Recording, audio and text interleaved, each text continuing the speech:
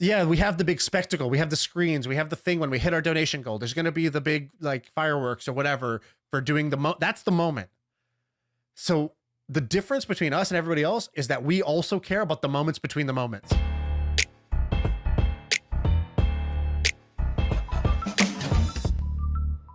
All right, Shaan, do me a favor. Go to our document and look at the video that I posted to the Instagram link. So Okay. I found this weekend. I was sitting in the bath, just chilling. I just watched this right before the pod. I watched this. Yeah. Okay? So I was sitting in the bath, just chilling, watching Instagram. You ever sit in the bath? You ever like bath Sundays? You just kind of sit for a few minutes. I have kids, dude. My bath is very different than yours now. Well, that's true. So it was Sunday bath, just chilling, going through Instagram, and I got this video of this lady. It's a woman from Germany. I think she's German, and a guy, and they're running together on a 200-meter race at the Paralympics. She's blind, and he's the guide runner, and they win the race, and they start hugging, and she's all crying. Is that the coolest video you've seen today, or what? I didn't actually understand what was happening. It just looks like they're racing against each other. I No. wouldn't have even known what this was if you hadn't said anything. So she's blind, and she must not be fully blind. And what they do in the Paralympics is, she's like if you're not, blindfold on. yeah, they put a blindfold on everyone because some people might be legally blind and they could still kind of see a little bit. And so what they do is they put this blindfold on everyone, and then these women are like really fast women. So like another woman can't be their guide because there's just faster men who could keep up. And so they're all teamed up with a guy who helps their foot into the blocks and puts their hand in the right place and then has to run alongside them stride for stride. And they'll say like, all right, you're in second now. Or like you're in first, like, all right, we're on the straightaway. Like pretty cool stuff. And it seems really rewarding. I'm going to do this. So I've contacted a track coach. So you saw this video, you got emotional, the bath bomb started hitting, and the eyes started getting misty, and you just decided, this is what I'm born to do. I'm going to be a guide runner, or you want somebody to guide you. Which one are you trying to do? So here's the deal. I'm still fast enough that I am as fast as some of these blind women. I'm not as fast as the blind men, but I can keep up with the women a little bit. And I probably have 5 more years where I can keep up with them. And so I'm not good enough to go to the Olympics. I never was. And particularly now as I get older, I'm not good enough. This is my shot. This is my way to get into the Olympics, is to be a guide runner for a blind lady. This somebody called you out on Twitter for this. They go, he did it. The perfect Sam backhanded compliment. Who you were like backhand complimenting myself? Yeah, kind of yourself. I don't know, the whole sport, because you were like, I'm not as fast as I used to be, and I'm still fast enough to keep up with an elite blind woman. No, that wasn't my point. I'm just saying, like, it's just a fact. Like this lady, she ran 23 seconds. I can run 23 right now. I'm not. There's no like without even stretching. No, and this isn't even like but this is like awesome. I think it's awesome. I think it'd be way more fun. I'm not like making fun of these people. You have to be a good person to do this at the Paralympics. You're not a good enough person, dude. We were too rough around the edges. Me? You're gonna get canceled before the race. You're gonna say, dude, something. I tip like 50% when I go out to eat. I'm a great guy. Yeah, that's what you got to ask yourself. Where's that coming from? What are you trying to cover up with these 50% tips? I'm a good dude, man. Dude, I could do this. I'm glad you brought up the Olympics. So, probably don't even know this. The Winter Olympics are going on right now. Half the people listening learned that like yesterday. They're going on right now. The ratings are like the lowest it's ever been. All right, and then I forgot to tell you this, but this is the most important thing. I can't believe we didn't talk about this earlier, to be honest with you. Because if you're listening to this and you like what you're hearing right now, and you haven't gone and subscribed to the My First Million podcast, wherever you get your podcast, then that's the thing you got to do. There's nothing more important than doing that right now. And don't do it because I said to do it. Do it because you want to do it. Do it because that's who you are. Winter Olympics in general are like, less popular than the normal Olympics. Some people are super into it. My buddy Trevor, he's my roommate. He loves the Olympics. Like the Olympics would come around. He's like, clear the schedule 24/7. I'm just watching whatever's on. And like, I kind of got into it with him. I do that too, by the way, but only for the summer. No, right, no for the winter. Summer Olympics. Winter aren't real.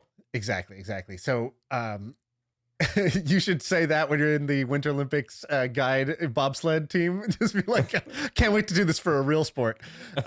So I was watching the Super Bowl. Then like after the Super Bowl, it just like immediately auto cut to the Winter Olympics, and I was watching somebody do like the toboggan. And I just thought of a very controversial take. This take was too spicy for Twitter. I didn't even dare put it on Twitter because I was like, I'm going to get so much heat for this. The toboggan is the person who lays on the sled. I thought that was the luge. Okay, maybe it was a bobsled, maybe it was a luge, maybe it's a toboggan. Was it like one person? It was one person. They were I running. think the difference pushing the thing. that the difference is that one they go face first, and one they go like on their back, on their butt, legs first. So completely irrelevant to what I'm saying.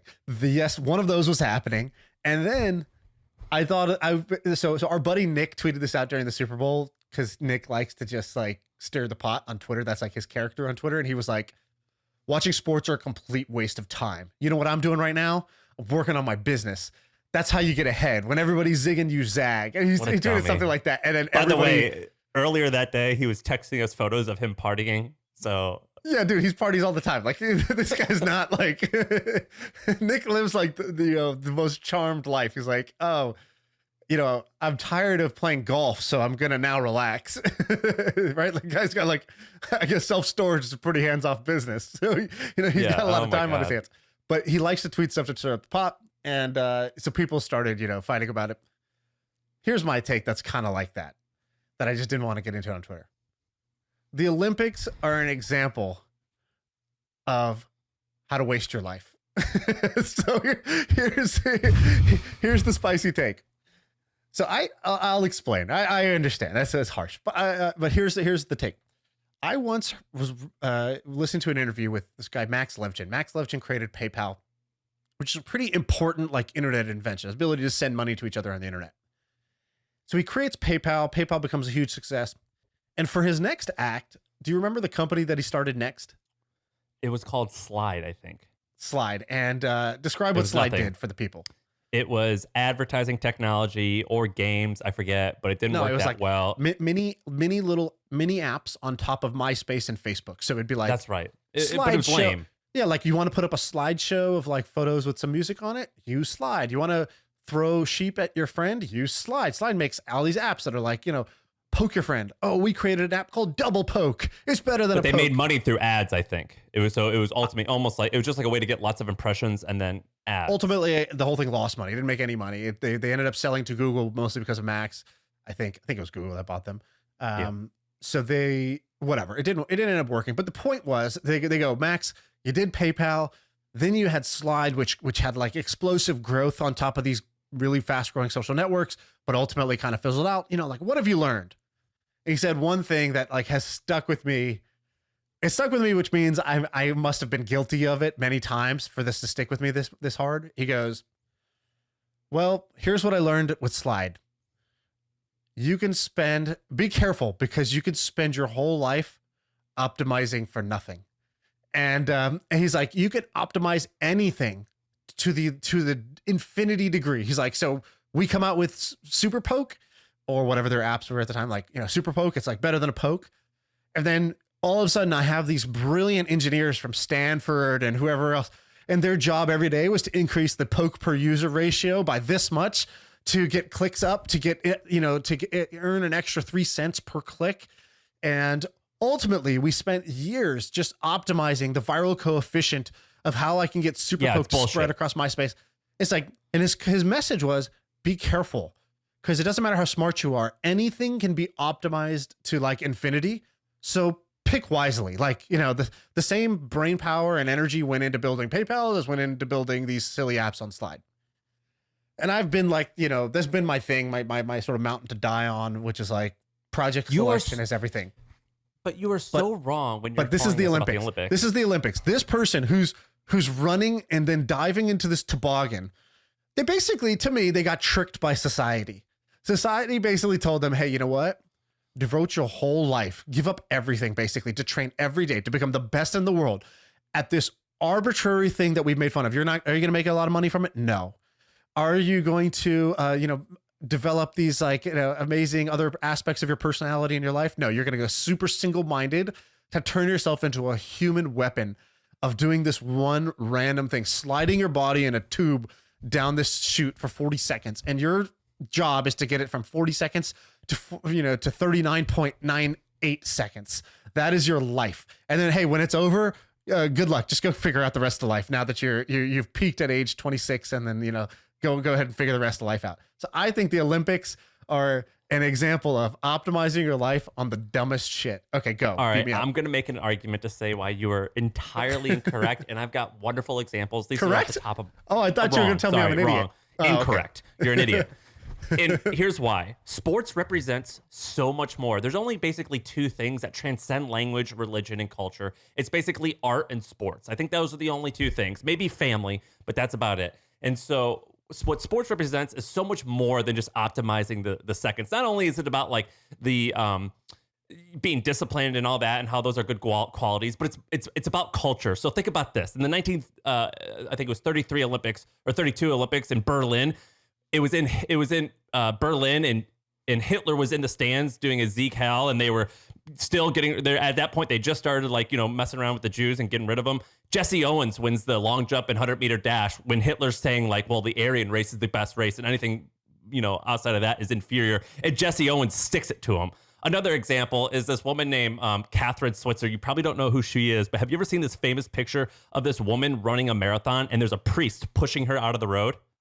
No. So her name's Catherine Switzer. Look it up. So look up marathon woman push, and you'll see this famous picture. So for a long time, women were not allowed to run marathons. So there was no such thing as, first of all, women weren't even in the Olympics, and they thought that women are just too weak to run. And this woman came along, and I don't remember what year it was. I think it was the 70s, and she starts running this marathon. And there's this famous picture of this guy pushing her out of the street, and that signals to all women no, F this, you could do it. All right, you got this. And then you got guys like this guy who you can't see all the way. His name's Steve Prefontaine. Steve Prefontaine, he ran in the 1972 Olympics, I believe, in Munich. And what happened at that Olympics was basically a bunch of terrorists took over and they killed a bunch of Israeli athletes. Have you ever heard about this? They took over this helicopter. They kidnapped these Israeli athletes, these wrestlers. They threw them in the helicopter. The Israeli army tried to capture them, and it blew up, and it ruined the whole Olympics. And you know what they said the next day? They go, F this, we got to go compete. This is what we have to do. We got to compete. We got to bring this together. And Steve Prefontaine, this guy who's on my wall, he was at the Olympics, and he said these amazing quotes, to give anything less than your best is a sacrifice the gift. He eventually inspired this guy, Phil Knight and Bill Bowerman, to go start a company that they called Nike. And Steve Prefontaine was their first athlete. And this is all because of the Olympics, and this is all because of sport. And the Olympics happen just every 4 years, and it's one way to bring a beginning and an end to the last trailing 4 years of training and preparing and discipline. And it accumulates in this thing. This is incredibly essential. It represents race relations, women's rights. Go look at the every year at the Olympics, they do the procession where your country comes in. They've got this thing called I forget what they call it, but it's for people who are going through war and who don't have a country. So for example, I believe in London, I think it was Sudan or the Congo Republic. I forget, one of those countries was not considered a country by they're going through civil war. And so they just said, hey, we're just going to create a refugee country. You now have your own country. Or when Taiwan or Hong Kong are going through their issues, it's a huge deal that for the Olympics that they announce, well, are they going to have their own country or are they not? Or recently a Kenyan swimmer was in the first ever Summer Olympics swimming. This is beyond sports. This is a really big deal. That's my plea. That's why I think this is actually awesome. Tell me how you really feel. That was good, right? That was good. Just tell me one thing. Who's the greatest luge competitor of all time? Can you just name him? Everything that I just said was only for the Summer Olympics. The Winter Olympics are fake. If you need a judge under sport, it's probably not that real of a sport. That's why track and field, swimming, and all those races, that's why they're real sports. Yeah, so everything I said, no. That it's only every 4 years. So I'm mostly just messing around also. I like watching the Olympics in general. I think it's cool. Obviously, I think it's cool if people excel in things. That's awesome. My point is, I think that there's for example, if my kid was had the potential, if you told me right now, hey, your kid has the potential to be the greatest, like at the greatest third person in the bobsled in the country. But here's what you have to do every day, every weekend for the next 20 years of their life is going to go into optimizing their body and mind to be able to do this, which essentially is what goes into like becoming an Olympian, right? You're trying to become the best in the world at an arbitrary game that was made up. And you have to sacrifice a huge amount of your life and focus and attention and energy and talents. You decide to invest into this. And the thing you get out is character building, life lessons. And the other thing you get that from the Boy Scouts, potentially a moment of fame if you actually did achieve the thing, and you have the, sort of the knowing inside your heart that this was good. So like, would I rather be, Steve Prefontaine, this good looking mustached runner guy, or would I rather have been Phil Knight? I'd rather be Phil Knight. I think actually he's the perfect example. What did Prefontaine get out of, Nike? Nothing. And so he actually, where's he now? Right. He died 3 years into founding the company from a drinking and driving accident. So yeah, you're right. Okay. Well, the joke's not so funny now. It didn't work out. Wait, so he was actually a co-founder of Nike, or he just inspired them? He was in their crew, and he was their first sponsored athlete and like their 5th or 10th employee or something like that. And if you ask Phil Knight, who's Nike's mentor, or sorry, who's Nike's mascot, they'll say it's Prefontaine. Yeah. So anyways, my point is, I think that there's a lot of things that are fun and they're best done as hobbies versus trying to become the best in the world at it. Right. I can play, Call of Duty and have a bunch of fun with my friends. I can even play, the competitive side of things just because I like to scratch that itch, and I play a couple hours a week. But once I try to become the best in the world at it, the level of sort of sacrifice and over-indexing on that thing, and hey, you could do it. You could over-index on anything. You could try to become the fastest typer in the world. You could try to become the best photographer of brown leaves in the world. And, you could do all those things. So choose carefully. Choose which one you want, what you really want to go into. It's like people who dedicate their lives to be an average D3 basketball player. It's like, it could work. You could go to the NBA, but like odds are the papers or the writings on the wall, like it's probably not going to happen. So maybe you should actually like study a real major instead of basket weaving or communications. Right. And if you enjoy it, fantastic. If you're enjoying every step of the way, fantastic. But a lot of things in my experience are most enjoyable when done as hobbies versus when done with the competitive pursuit of becoming the absolute best in the world at it. The guy used to work out of his dojo. He used to tell me that. I was like, oh yeah, I really like this, so I might start a business around it. He goes, oh yeah, this Dave Grossbot. He goes, easiest way to fuck up a hobby is turn it into a job. And I remember just hearing that and being like, huh, that's interesting. I actually never really thought about that. Yeah, actually there are some things that are really fun as hobbies that become really unfun as jobs, right? It's like working at a Cinnabon, right? It's like, oh yeah, I love eating Cinnabon. Working at a Cinnabon, smelling a Cinnabon, eating free Cinnabon anytime you want. Now it's not so fun. Dude, that's how I feel about business sometimes. So like whenever I go to, my friend Nick Gray always hosts these meetups, and I'm his friend, so I go, and he's like, say your name and what you do for work. And I'm like, I don't want to say what I do. I'm sick of talking about work. That's all I ever talk about is business. Like I don't want to talk about that shit ever again. Right. So I feel you. All right, let's do some other stuff. Okay, I don't know where we want to go. We can go ideas, or we can just shoot the shit. That's all we have, I think. Well, I have a couple things. I didn't actually put them on this list yet, but okay. So I'll give you a quick idea. I was in a pitch meeting. So this founder was pitching me his company, and he was just like screen sharing. So he was showing me a product demo, and it was like it's like a data analytics tool. And he was like, yeah, so like check this out. If I go to Excel, and then he just opens up the browser. I never see this before. He just opened up the browser. He goes, sheets.new, enter, and then he opened up a Google sheet, like a blank spreadsheet. And I go, wait, what was that? And he goes, oh yeah, I'll show you later. because he was so annoyed with me just going on tangents about every random thing he was doing. Like he wanted me to show me his product, not the fact that you could type sheets.new and save myself. Like I Google Google Drive, then I get to Drive, then I click new, then I go down the menu, then I find spreadsheet, then I click new spreadsheet, then I get to a sheet. It's like this like annoying thing I do 6 times a day. And so just seeing this was like, well, that's awesome. And it reminded me that there's a whole company out there called GoLinks. Have you ever heard of GoLinks? No. What is that? So So I saw this in a, or when I was working at Twitch, the kind of like whoever the, I don't even know his job title, like VP of everything, the kind of that number two guy at Twitch. My boss, this guy Dan, he's like, God, we have so many documents in this company, and now I just have bookmarks and tabs just with like all these docs open at all times in this company. He's like, and if I ever want to look up like, oh, the annual plan, it takes me like 5 minutes every time I want to find it. He goes, I don't know why we don't just use GoLinks. And what GoLinks does is it lets you set up a thing that's like go dot annual plan, or like, you know, you could just basically type in like a human readable link and you could anchor it to any doc. And so let's say, you know, that's anchored to the 2021 doc. Oh, now it's 2022. Cool. We just swap the link out. We could still always type go slash, you know, annual plan, or go slash plan, and go slash plan will now take us to the 2022 doc. And I saw this and I was like, wow, this is actually so useful to just be able to quickly find and like revoke access properly to different documents. And so, so I really like this. Most people haven't heard of this, and I think it's a very expensive tool. I think it's like a pretty like enterprisey tool. I see at the top here, they raised a $27 million Series A. Okay. So doing pretty well, obviously. So I think somebody could build, this is like a very simple product. I think somebody could build a GoLinks for like the startup level world.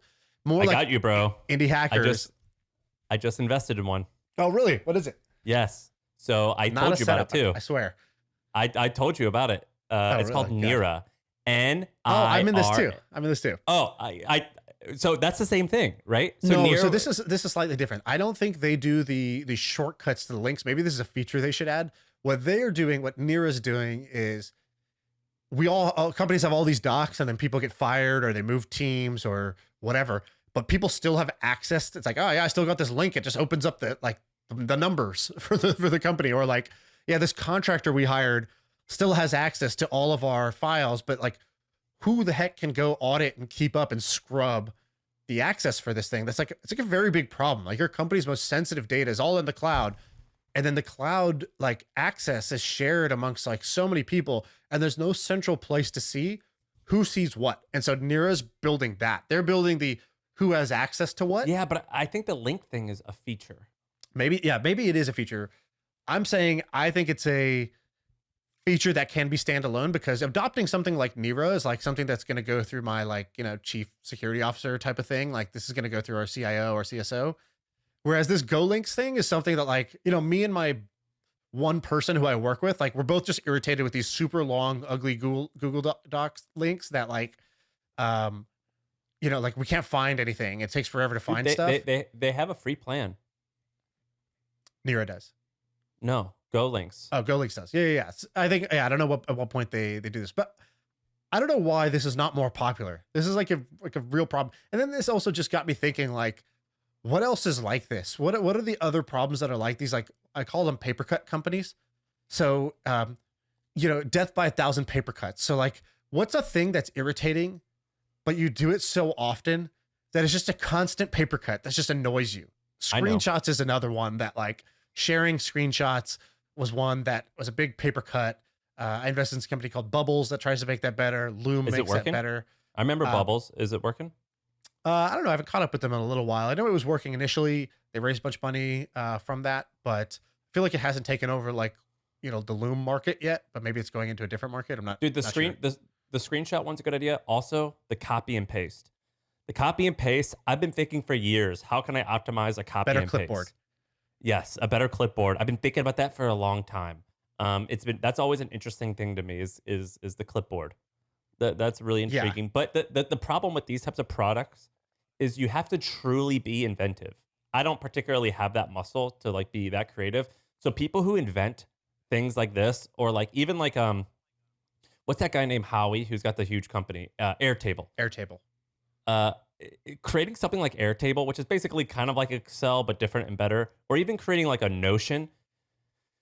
I don't like, these people kind of are geniuses who can like come up with like these weird product features, and like they just know that like if you hover your mouse over this, it needs like that. They're so complicated. It's pretty amazing. Yeah, they're big on details. And I'll tell you the best thing I heard about details like this. I'm not detail oriented. Like if this camera showed my desk, you would see like, yeah, I'm obviously not organized or detail oriented. Like everything is sloppy. Even my camera right now is actually slightly crooked, but I just don't care. I just don't care about details and pretty much anything I do. So that's why you're talking with like your neck a little. Yeah, that's why I like normal. often do this. I end every podcast with a crick. But you know, like I'm not a sweat the details person, but I remember the first time I used Slack really early on. It was like in beta. I should have invested in it. I just wasn't an investor back then. I didn't think about it that way, but I used it. And I remember the first thing, one thing I did was I was telling our designer, hey, yeah, here's the color for like our logo or whatever. Or they sent it to me and they just sent the hex code. So like, you know, hex, you know, like pound CFFR, you know, 373. And it just it turned it into a small, tiny color swatch. And I remember thinking, why the fuck did they do that? Like, what level of care went into caring that the hex code would just auto format with a little swatch next to it? That's what I mean. Nobody would do that unless you were like a real product designer who sweat the details, who used this product all the time and just dedicated yourself to like, anytime you could just scratch your own itch and irritate, you know, like remove one paper cut from your own user experience, you're going to do it. And so this is why also working on your own products, working on products that you want to be the user of helps, because you'll get so annoyed at the paper cuts, you'll just get rid of them yourself.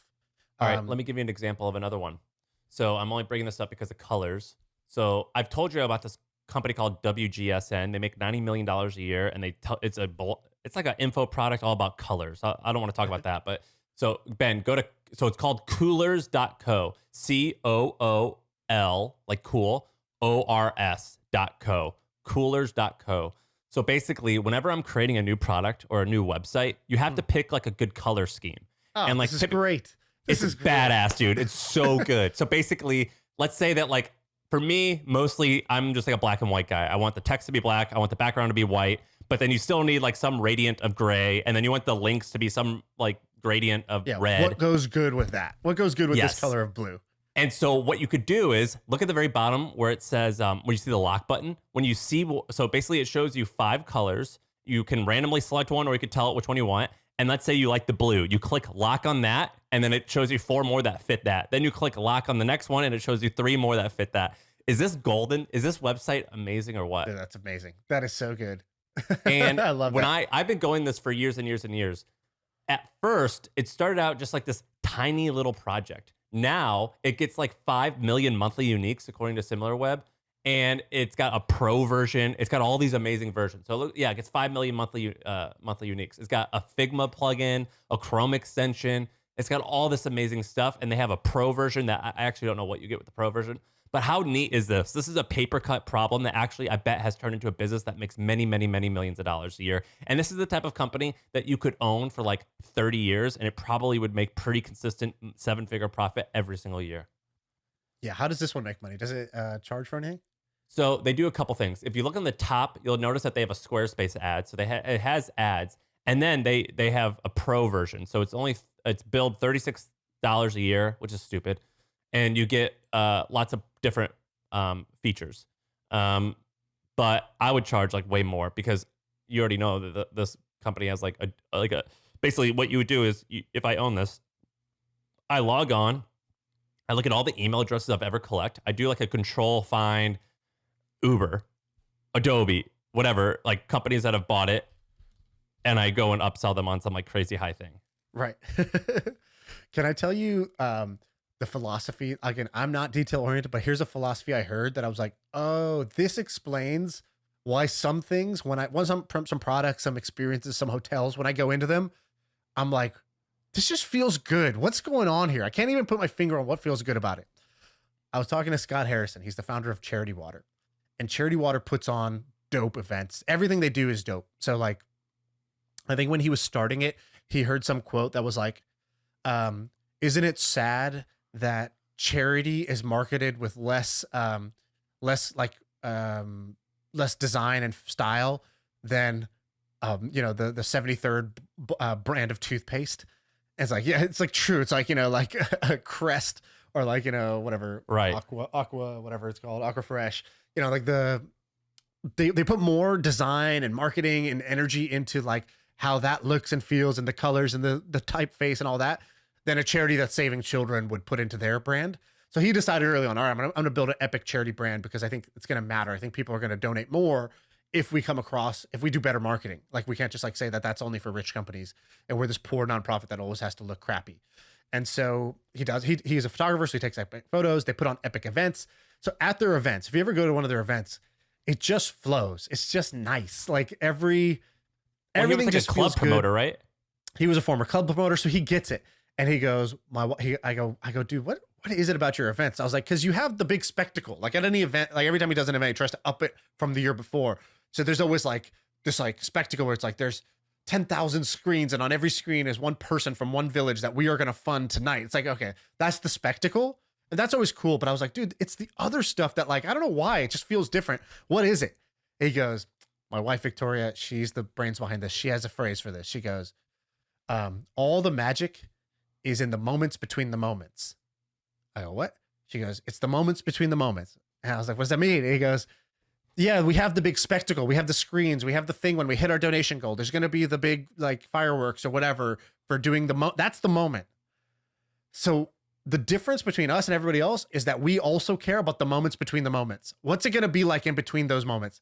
Everybody else only puts their energy to those. We focus on the moments between the moments. And I was like, I still don't really understand how to use this, but it became this like kind of mantra. So anytime I really want to pull something off, like today's Valentine's Day, I'm trying to pull something off. It's like, what are the moments between the moments that I could just level up here? Because that's where to the other person, they're like, oh, you didn't have to do that. Like this took extra care to think about, the walkway between the two rooms and not just what's in the two rooms. Now that I'm a hotelier, I'm reading the biography of the guy who started the Four Seasons. And he talks about, he started it in the 60s. And he was like, before then, like people didn't necessarily have like the fanciest mattresses. So we went and just got the best mattresses that money could buy. Or like you couldn't get your shoes cleaned at a hotel. And so we just hired a guy to clean shoes. Or the showers weren't necessarily good. So our showers were just almost as good as every other shower, but we just got the best shower heads. And he was like, oh, we just focused on all these really tiny things and it added up and made it amazing. Right. Do you have you read this? The main guy for hospitality, there's like the Shake Shack guy. I think he's written one. Danny like, Meyer. His book's called Setting the Table. Yeah, I read it. It's awesome. Right. And then there's that guy, Chip. You know this guy, Chip? Have you heard of this guy? Chip Conley. Yeah, he had a hotel business. Is it called Hotel Zephyr? I think so. It's Phoenix. like a boutique. I think that's one of his hotel. That's like the specific hotel. His group is called something else. He has a couple, like a bunch of boutique hotels. That I guess he's Chip Conley. Yeah. And he worked at Airbnb for a long time. Right, that's right. I think he was like the special advisor to like the founders of Airbnb. So in Masters of Scale, did you ever listen to the Masters of Scale episode about Airbnb, about the 5-star experience thing? Oh yeah, go ahead, tell it. So you should do this for your Airbnb. So I do this for all my startups. I'll do this at one point in time for everybody. It's an amazing framework. So founder of Airbnb, Brian Chesky, goes on and they're talking about like, okay, what made Airbnb special? He goes, okay, we do this exercise. I think he calls it the 12-star experience. So he goes, all right. He sat down with the team. He goes, okay, a guest is going to stay at an Airbnb, right? That's our product. Our product is actually not the website where you book the thing. It's the experience you have when you go to the place. We all agree on that? Everyone's like, yeah, we all agree on that. Okay, cool. So what's a 1-star experience with the Airbnb? It's like, oh, I booked the place and my card gets charged twice for no reason. Now I got to go contact support. And then I never get a message from the guy. So I'm uncertain when I get there about how I'm going to get in. And then I get there and it looks nothing like the photos and there's cockroaches everywhere and the bed is, the sheets are dirty, whatever. That's a 1-star experience. Okay, cool. What's a 3-star experience? So then they define a 3-star experience. It's like all those little moments, but they're a little bit better.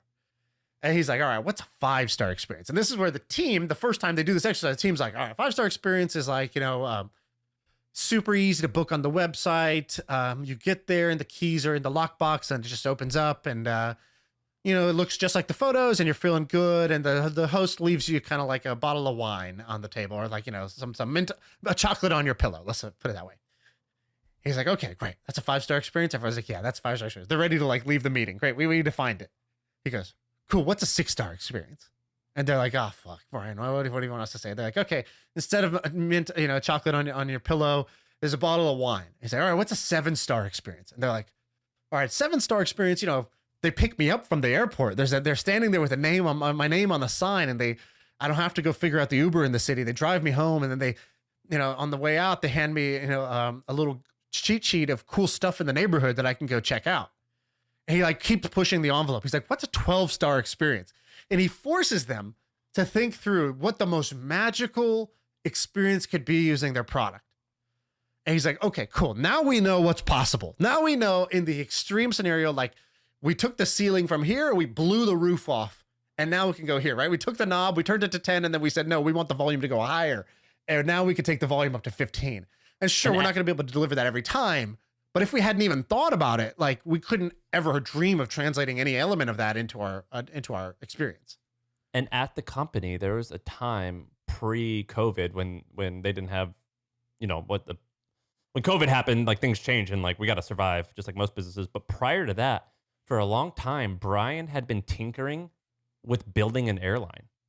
And the reason being is the 12-star experience is basically, well, like, what if we flew you there? And, the moment you booked, we picked you up and you were on our flight. And, a perfect 12-star would be like, it's your own plane, this and that. Yep. And they were even tinkering with either opening an airline or offering flights. Right. And that's an example. That example didn't come to fruition because a bunch of stuff. But that's an example of like, man, that actually could have been reality from that exercise. But other things did. So, for example, the Airbnb, what was it called, experiences or whatever, where okay, you get to the city. Now what?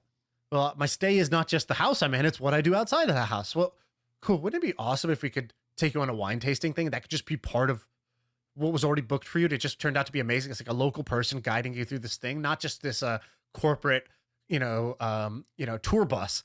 But like somebody who really actually like works at the winery who just does this in their spare time. Wouldn't that be an amazing experience? And that actually became a part of the product. And, what if the photos weren't so crummy, right? So like all these things, they like put effort into doing them.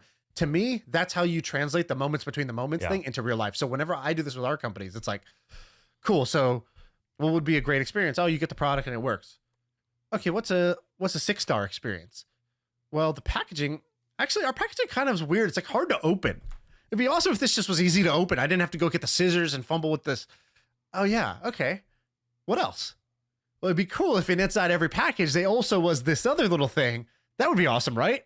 And then like, what if the founder followed up with like, hey, how was it 2 days later? And they actually cared what I thought. Okay, what else? And so this exercise of take your team through 1-star, 3-star, 5-star, 7-star, 9-star, 12-star experience is like it works in any business, not just hospitality. Damn, yeah. I remember hearing this story years ago. I think he did this in like 2014 or 15, and it's always stuck with me. Yeah. Let me tell you about a company that I think I could start one of these, and I think I could knock it out the park. So there's this company that I've always talked about. Well, actually, no. I'm going to tell you about that in a second. I want to tell you about one other thing. There's this guy named Sam Ovens. Do you know Sam Ovens? Sam Ovens? Is this the very like slick backed hair guy? Yeah. What's his thing? Consulting.com? So So this guy named Sam Ovens, he rubbed me the wrong way for a long time. And looking back, I think I was actually wrong. And he seemed like an all right guy. So he had this website called consulting.com, which if I had to put it at its worst, it was basically a course that was like $2,000 to $10,000 that taught you how to start a business. At best, it's it's an accelerator. And the reality is it just like is a way to it's like a community and a course on starting a company. And he scaled it to like 30 million in revenue. And it was just him, and he hired all these people and built this office in New York. And he was posting on social that they're doing 50 or 60 million in revenue. And then he vanished. And he had a YouTube video come out today that says, and he just says, I'm back. He's like, for the past 2 years, I hated life. We scaled too quickly. And so we were spending like 50K a day on Facebook ads, and we weren't even making that much profit. So I decided to change everything. And over the last 2 years, we've crushed it. He goes, for example, in January, this course, he goes, we got rid of there was 3 courses. Now we only sell 2 or 1. And last month in January, we made $800,000 in revenue, and our expenses, which includes payroll and paid ads, was $60,000. And so basically this guy, and then he launched this new company called School, which is basically like a Facebook groups alternative, because when he was launching courses, he was like, these stink. So that is a different story. That's actually cool. But this course business this guy has now, basically, let's just times it by 10.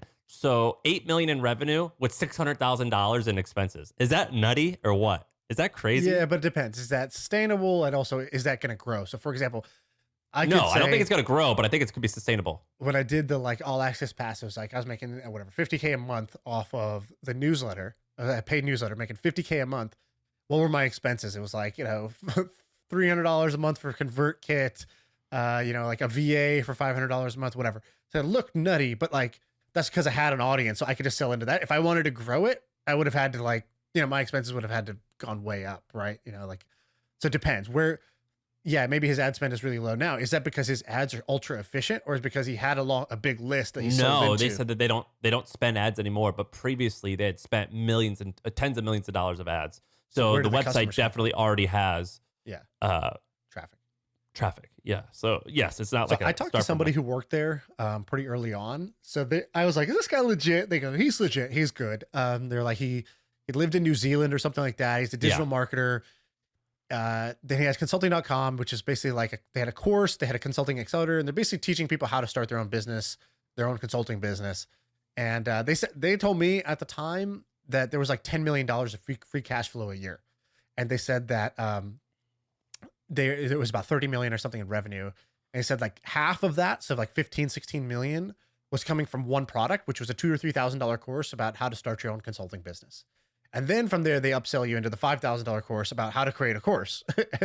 And then once you get to $500,000 in consulting revenue, then you get to join a mastermind that will help you get to $1 million plus. And that'll cost you 25 or 50 grand or something like that.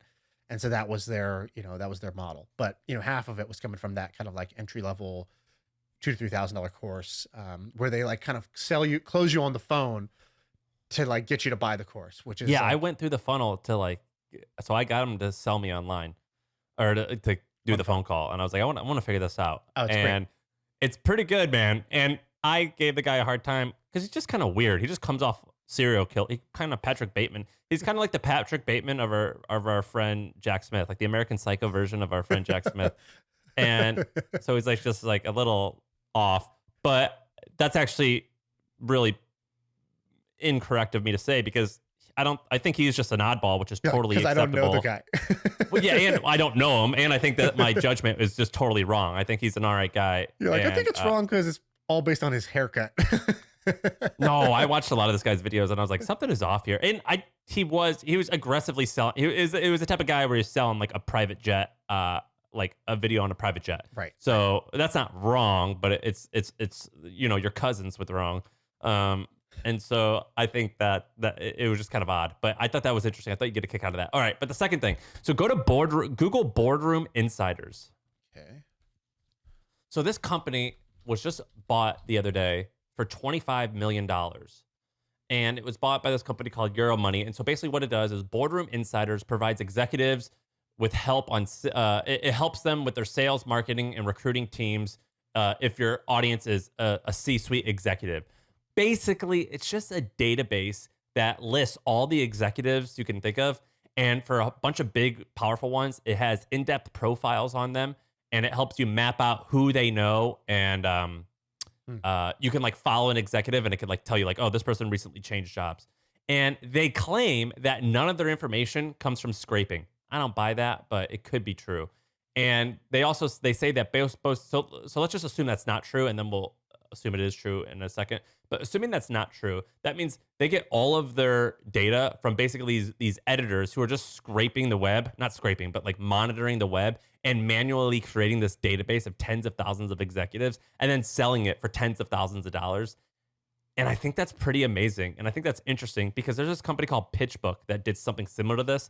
And what PitchBook did, PitchBook is owned by a publicly traded company. They do like 200 million in revenue, which means they're probably worth well over $1 billion at this point. And what they did was they hired these huge teams of people in the Philippines, and they would basically call VCs and ask them if they invested in this particular company. And then they would create a list of like, all right, we triangulated this to this company raised this much money at this valuation from these 5 people. These 5 people also invested in these things. These 18 companies are growing at this rate based off their headcount growth on LinkedIn. Right.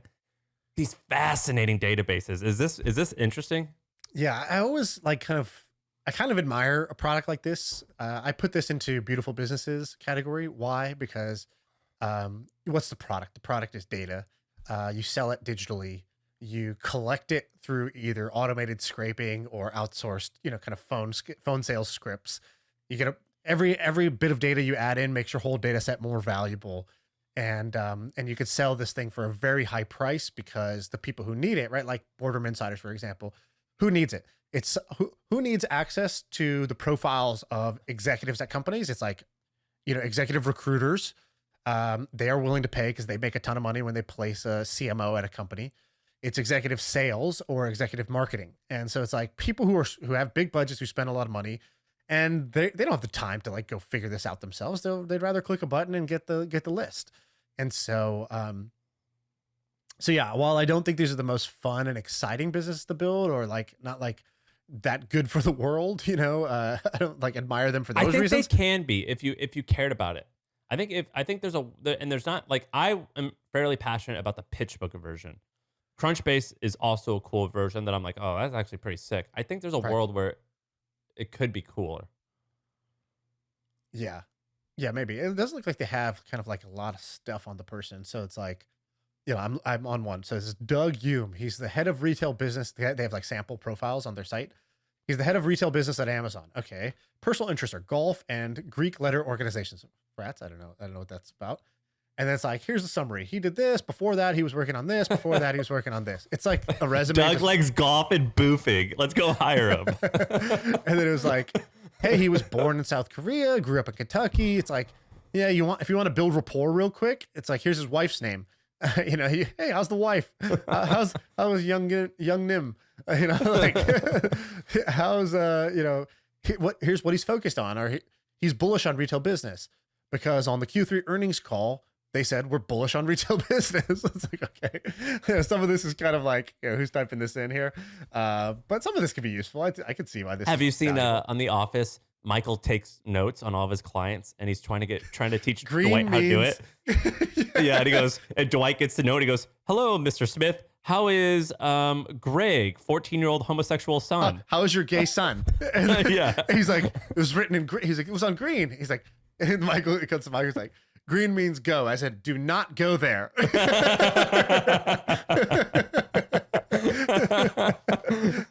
That's what this reminds me of. Oh my god, that's great. Yeah. So all right. So this is a cool little website. That's it. Can I tell you something interesting I saw? So, the 0.01% rule. So Nathan Barry came on the pod, and he was cool. So he's the founder of ConvertKit. He came on. He was telling us about some blog posts that either he's written or that others have written that he liked. So I went back and I read one of them, and I saw this thing called the 0.01% rule. Have you seen this? No. Okay, so I'm but he's pretty amazing. I'm gonna pull up this. Where's the blog? 0.01% rule wealth. Let me see if I can pull it up here. Okay, I'm not gonna be able to find it real quick here, but I'll put the link in, Ben, if you can find it, or search Nathan Barry Wealth Ladder 0.01%. So basically, the way the guy's thinking, he's like, he talks about price sensitivity, and he's sort of like, as you get more rich, the way you think about money should change, right? This is like when I came to your house and you had like CVS receipts in the glove compartment because you were like saving them for like the $3 thing, and you're like, hell yeah. And I was like, dude, you just sold your company for like many, many millions of dollars. What are you doing with these CVS receipts? You're like, I just like to do it. It's a habit. And so this guy talks about like, the richer you get, you should sort of, he's like, this works for when you sell something to somebody or yourself as you get to that level. Basically below 0.01% of your net worth. So that's, you take your net worth and you multiply by 0.000 whatever, 1. So it's like 0.01% of your net worth. So let's say you're worth let's do 100 million. So 100 million, what is it times what? Use 5 million, right? Use a little bit more of an approachable number here. So so that would be $500 for, if you have $5 million in net worth. $500 is the threshold below which you don't really feel it. You don't really care or feel it. You become a little bit price insensitive below that point. So that might be like, opting for the nicer hotel, or like, you just really don't give a shit. You can just ball out at a restaurant. You really don't care. And so he draws this little curve, and he's like, at the first level of wealth, it's like, he calls it like level 0, level 1 of wealth, where it's like, your point oh one is like $100 or less than $100 at that point. Well, It's $1 million. $10. Yeah, $1 million would be $100. Yeah. So he's like, at that point, like, if you're at the grocery store and something costs an extra $1, like you care. You don't want to buy the eggs that cost $1.99 more. You care. He's like, then the next level, the next jump up is you're like, well, I don't care at like, it's the way he draws the chart. It's like, what are restaurant prices? Then the next one is like, what are vacation prices? It's like, you don't even really care about how much your vacations cost. The next one is like, you could fly first class. And then the final one is like, or the next one is like, you can buy a crazy house and you don't really you're not really feeling house prices as much. And then the final one is like, what are prices anyways? Like, this is when you're worth over $100 million. Like at that point, most things don't cost anything to you. And you're pretty insensitive to the cost of it. So I'm just sort of summarizing the idea. The exact, you can quibble about what you should or shouldn't care about. But I thought it was kind of this interesting number. And the reason I bring it up is very few people that I know are like properly price sensitive. So there's a lot of people I know, like my dad, who no matter how wealthy they've got, like these sort of like the trauma of not having money is so deeply ingrained in his body that like, Starbucks, he's like pissed off when they charge, even if he buys the coffee, and like he's angry at the price. And he's like, oh my God, $4.99. Like I could make this for so much less. And they're like, sir, you're welcome to do that. And he's like, oh, like what's going on? And he's anchored to prices from like the 80s when like, that's why like he thought movie tickets should cost X. And also, it just like hurts him to spend more than some amount, regardless of what's in his bank account. And so he's kind of on one side of the spectrum, too cheap. And then there's the other side of the spectrum, which is more where I am, where it's like, dude, you should really kind of like pay attention to this. You're kind of spending like pretty crazy, and completely price insensitive is on the other side. And then there's like whatever the sweet spot is. And then school, they don't really teach you how to like gauge that, or what those kind of like, what even should be a good number for this? What should I spend on things? So you don't get nervous? Like I freak out a little because as an entrepreneur, like some years I just like knock it out the park and make so much money. Other years I make nothing. I mean, hopefully I don't think nothing will ever happen again, but like there's times you don't get nervous about running out. No, actually, like 2 months ago, I was like, oh my God, I have like no cash left, no cash on hand left. I was investing in everything I saw. I was putting money into startups, into crypto, into stuff. I was spending a bunch, like my payroll expanded. And I was like, oh my God, I have like so little cash in How the much actual. I felt that way too. It was under. I had 60 grand in cash and I was like, I feel low. Yeah, I think it was like 38,000 was in my like whatever Wells Fargo checking account. And I was like, where'd all the money go? This was like, and I was like, oh yeah, I guess. And I looked at the like outgoing thing, and it was like, it's not that my spending had gone up. I was really just investing a lot of money. But I was like, wow, I should. I need to manage cash. For most of the time, for me, it's like, oh, I need to send my invoices for like things. Like I was like, all right, I'm going to teach a course, and I'm going to invoice, for the podcast, and I'm going to like do the things that bring in like cash today. Versus most of the things I invest my money into are like long-term illiquid things, or like my 10 own years. businesses, right? Like maybe I should take a withdrawal out of my business and like put money in my bank account. And so it was just like a reminder of that. But no, I don't really get too worried about that. And maybe, again, I think I'm too far on the dial of like willing to spend on whatever. Ramit Sethi, this is pretty much what his entire, not course, but his entire image and content is about, which is like, he's got this podcast where couples argue like, we're worth $3 million, and he got into a fight with me because I spent $80 on this silly thing. And Ramit's all about that. I'm more like your father than I am like you. Like, and I think it's just rooted. It's rooted in like trauma, like just fear. I've got the same thing where it's just like, it bothers me so much. Like for example, Commentier coffee. They sent me some for free. It's so good, but it's $1.50 per cup. And compare that to like your bean coffee. I'm like, oh, $1.50. Sometimes I don't even drink the whole thing. And so like, I've been really struggling with like, is that worth it? Is this worth it? Or the backsplash on my sink in my kitchen, we need to replace it, and it's $800. And I've been fretting over it for over a year now. I'm like, ugh, $800 to replace that? Like, you can't. So even though it will add value to the home and also make me happier, I understand why your dad's thinks that way. It's real. I think it's challenging when it's like, it's proper trauma. I think of like, you felt one way for years and now you suddenly like things are different. Yeah, maybe we actually need money therapy specifically. I think that's actually a good idea here. So therapy is this broad thing that has like a bunch of associations with it and mostly is like stigmas and blah, blah, blah. I think somebody needs to spin off, and Ramit sounds like he's kind of doing this, which is Money straight up therapy is a great idea. financial therapy. And it's like, yeah, have a money coach, or you probably need to switching therapy to coach is the hack to like, oh, I'm focusing on performance and not like fixing a broken part of me. But So in reality, it's that. I tried finding people like this, and when I met them, I was like, "Look, we're just getting to know By the each way, other." not a financial advisor. Different thing. No, I know. Different thing, When I would go to therapy for a lot, and I would go whenever I was trying out a new therapist, I'd be like, "So I'm not trying to sound like a douche or big headed, but like, I'm a high achiever. Like, I want to like conquer the world and like do cool shit." And so I don't want to talk like this is the place that I'm coming from. Like I'm high octane, baby. Can we make this happen? Do you have the tools necessary or no?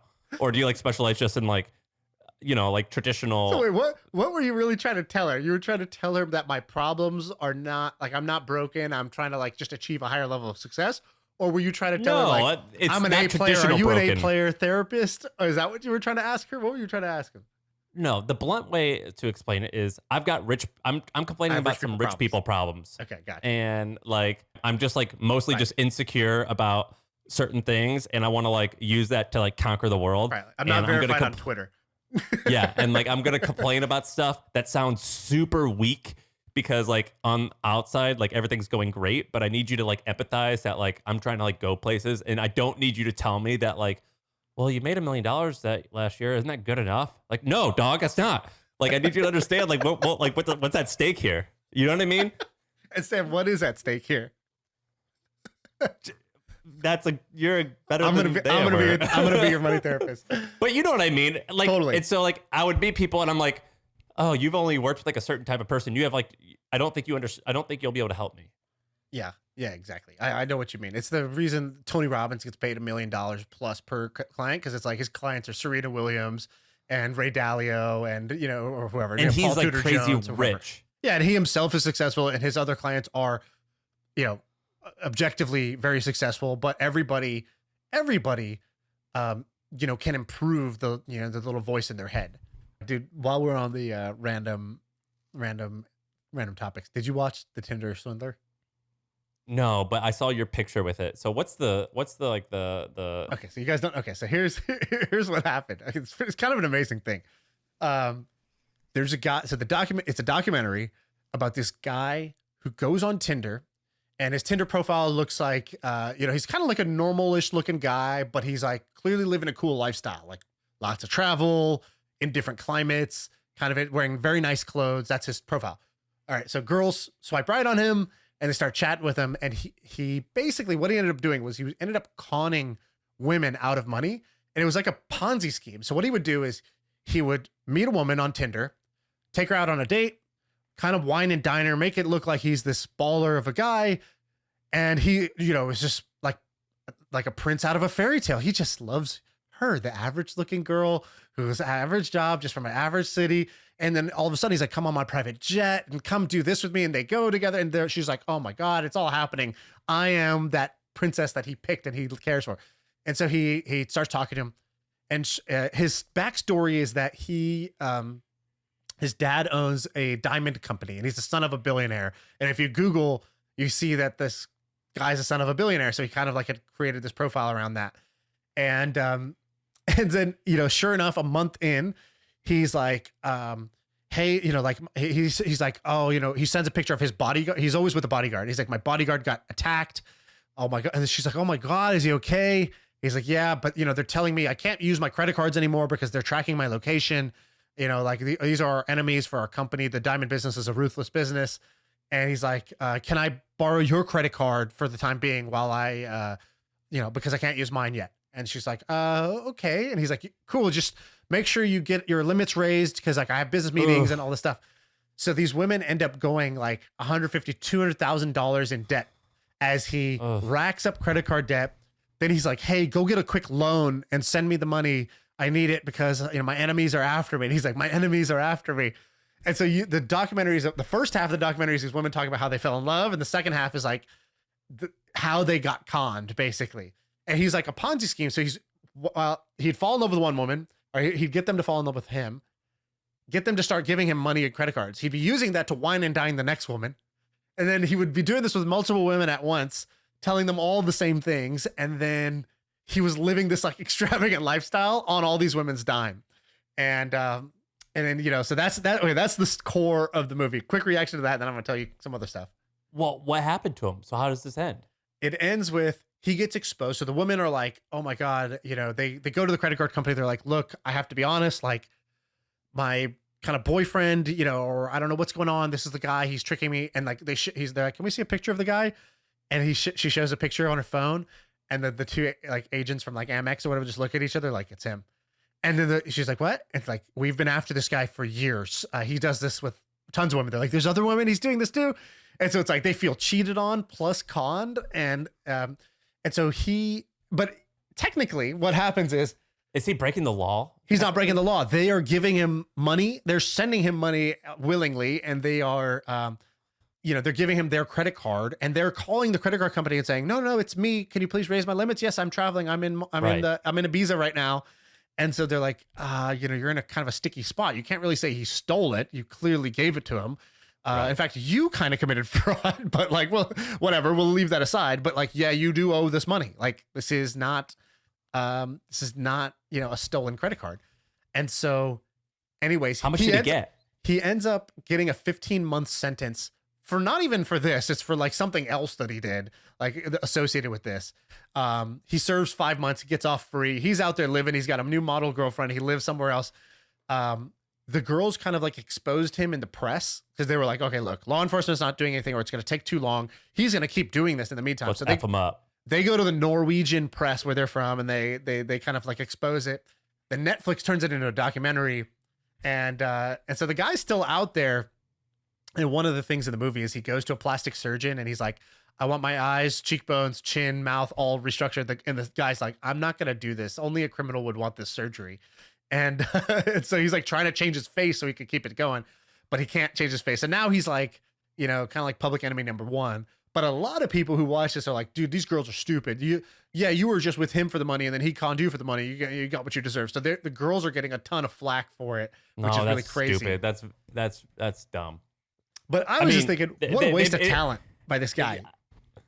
Yeah, like, that's pretty amazing. All this energy. It's like a. You know what's funny is like Leonardo DiCaprio played the same character in Catch Me If You Can, and it was awesome. Yeah, he's became like a hero. But when I see this guy, I want to punch him in the face. Yeah, exactly.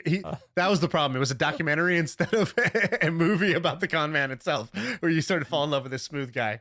Yeah, if like a lovable, if like Matt Damon played him, I would be all about it. Yeah, it's pretty wild. You got to watch the thing. It's super punchable face, this guy. Yeah, and the memes are just amazing around. Well, I saw the meme with your face on it. Yeah. I had somebody. I was like, "Hey, Photoshop my head onto this photo where it looks like I'm with the guy," and I just tweeted out like, "Oh, I'm with my sister's new boyfriend." Like, is he American? No, this guy's Israeli. Dude, screw this guy, man. I'm happy they made a documentary about him. How did he get all the? So he's in a private jet in a bunch of these pictures. How did he get that? Because he's using the previous woman's money to fund his lifestyle. So he would fly private. Yeah. So he's actually flying private. I don't know if all the time, but at least some of the time.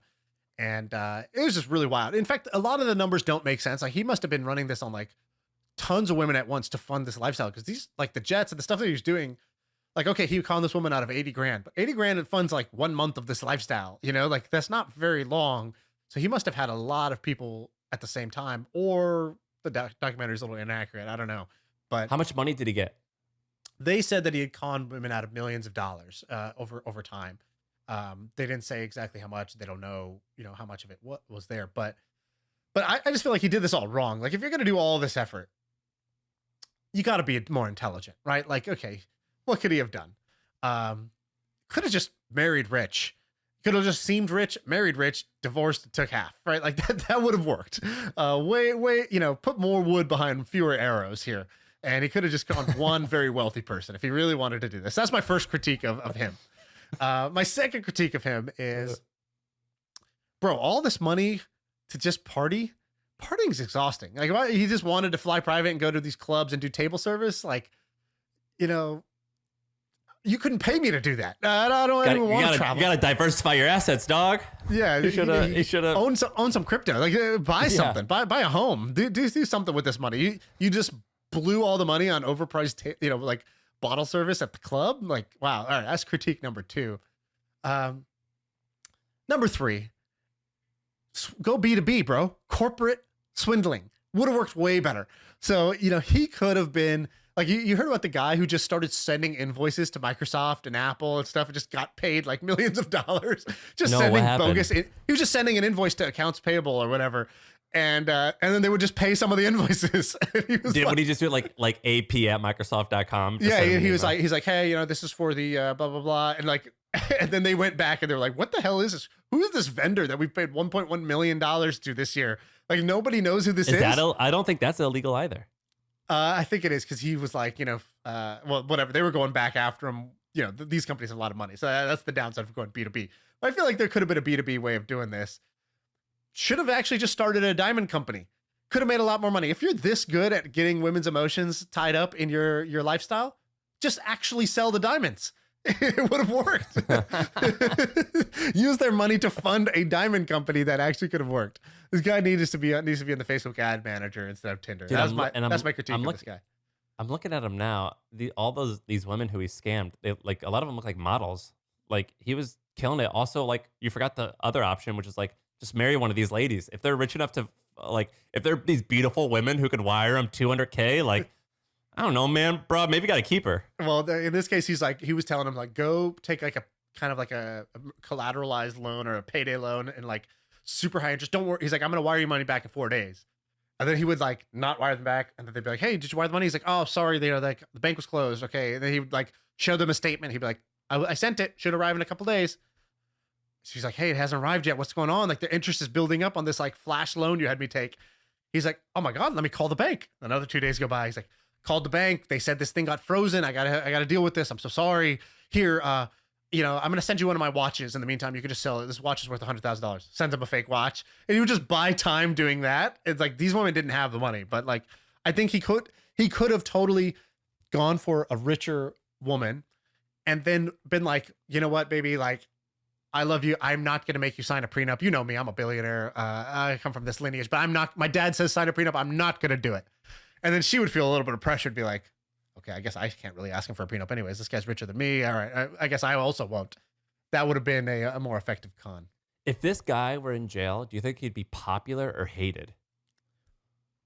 I think popular, sadly. You think popular? I think popular. I could see this going either way, man. I could see this going either way. I think, like, dude, the swindler in prison? Would he, like, all right, so Bernie Madoff, I heard, in prison was like a god, which I get that. Like, he could teach people how to like corner like the chocolate chip or the chocolate hot chocolate market like in prison. Like, he could or he could dominate the commissary, and he could like teach you about markets. I get that. And also it wasn't a violent crime, so no children or women would hurt. But this guy, I would see this guy being unpopular. I don't know. That's a good question. He's got kind of like a douchebag aura to him, so that's the problem. That's where he's gonna get in trouble. But bro, the swindler would do well in prison. This is a good documentary. Right. I guess I'll watch it. How many episodes was it? He's not in prison. He's out and about. He's living a nice life right now. Oh, screw this guy, man. And he sold a couple $1 million. Yeah. I think this documentary is good punishment, though. That's fair. I'm okay with you not serving time, and you have this documentary about you. Our buddy Jack Butcher pointed something out that I was like, oh, wait a minute, that's true. He's like, yo, Netflix is gonna make a lot of money off this documentary. Pay off these women's debts. They have like a GoFundMe going. It's like, yo, Netflix, you need to pay off this woman's $200,000 debt. That's true. You did well on this documentary. So that's the real call out here. Netflix, cancel Netflix if they don't pay off these women's debts. That's a no-brainer. You don't think they're going to? Nobody said anything. These women are doing interviews everywhere. There's a GoFundMe out there. I feel like they could have said, or they're just swindling people. One good thing that we didn't make a lot of money off this, but Netflix actually generously did agree to pay off the debt. Blah blah blah. That I feel like that story should have come out if they did it. If they didn't, then either fire your PR person, Netflix, or pay these debts. You have two choices. That's actually a great point. How many likes did that tweet get that Jack said? Probably not that many, because now everyone's just looking at Jack for like NFT. Oh my God. All right. That's a good episode.